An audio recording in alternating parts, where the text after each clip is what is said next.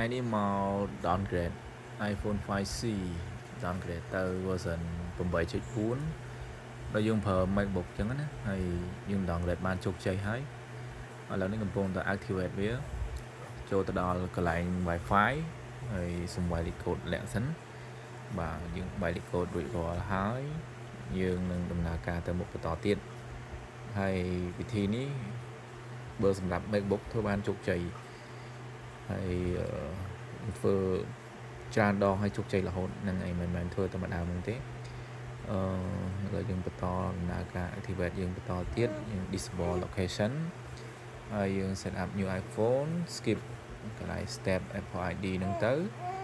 ហើយយើង agree ដាក់ email ហ្នឹងទៅហើយ passcode ហ្នឹងយើងមិនបាច់ដាក់ប្រើទេ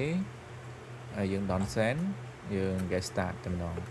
ហើយ iPhone យើងបាន version មាន CD ហើយ iPhone 5C ហ្នឹងចូលមកយើងឃើញថា version 8.4 អូខេជោគជ័យងាយអរគុណ